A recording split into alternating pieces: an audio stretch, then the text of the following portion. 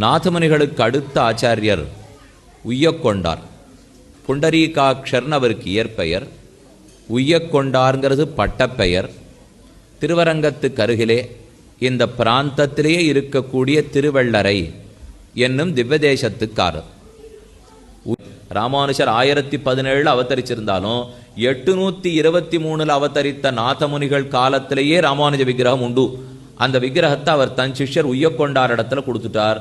இப்போ உய்யக்கொண்டாருக்கு எல்லா அர்த்தத்தையும் சொல்லிக் கொடுக்கணும் இல்லையோ, 4000 திவ்ய பிரபந்தத்தையும் சொல்லிக் கொடுத்தார். அடுத்து யோக ரசஸ் இன்னொரு சொத்து இருக்கே, இந்த யோக மார்க்கத்தை உய்யக்கொண்டார் இடத்துல சொல்லணும்னு நாதமுனிகளுக்கு ஆசை. அப்பா அவர்கிட்ட கேட்கிறார், நீர் எதை தெரிஞ்சுக்க போறீர்? 4000 தெரிஞ்சுட்டு இருக்கீர், இதுவா அதுவா, உமக்கு எது ஆசை? ரெண்டையும் தெரிஞ்சுக்கிறீரான்னு உய்யக்கொண்டார் இடத்துல கேட்கிறார்.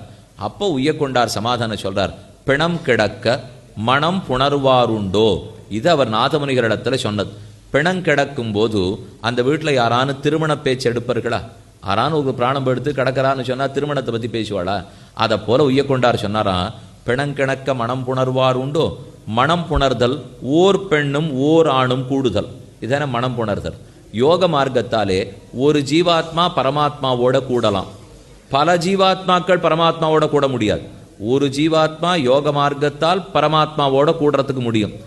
ஆனா இங்க உய்யக்கொண்டாரு காசே, அனைத்து ஜீவாத்மாக்களும் திண்டாடின்னு இருக்கிறச்சே எங்கே பரமாத்மான்னு தேடி தேடி தவித்து கொண்டிருக்கும் போது யான் ஒருத்தன் மட்டும் யோக மார்க்கத்தாலே பகவானோட அனுபவிப்பதை விரும்பவில்லை. இந்த உலகத்தில் இருக்கிற அனைவரும் பெருமாளோட கூடி அனுபவிக்க வேண்டும். அப்போ இங்க பிணம் கிடக்கிறது என்ன? மக்கள் அத்தனை பேரும் தவிச்சுட்டு இருக்கா பெருமாள் கிடைக்காமல், அதான் பிணம் கிடக்கிறது. மனம் புணர்றது ஒரு உய்யக்கொண்டார் யோக மார்க்கத்தால பகவானை கல்யாணம் பண்ணி விடுறது. இவருக்கு என்ன பாசை இருந்ததுன்னா, யோக மார்க்கத்தில் ஒருத்தன் தான் இருக்க முடியும், வேண்டாம் 4000 திவ்ய பிரபந்தத்தை கொடுத்துட்டா அனைவரும் பெருமாளோட கூடிடுவாளோ இல்லையோ. அதனால மொத்த பேருக்கும் யோக்கியத்தையாய் அதிகிருதாதிகாரமாக இல்லாமல் சர்வாதிகாரமாக இருக்கக்கூடிய 4000 திவ்ய பிரபந்தத்தையே நாம் பிரச்சாரம் பண்ணுவோம். யோக ரகசியம் உம்மிடம் இருக்கட்டும் என்ன நாதமுனிகளிடத்துல சொல்லிட்டார்.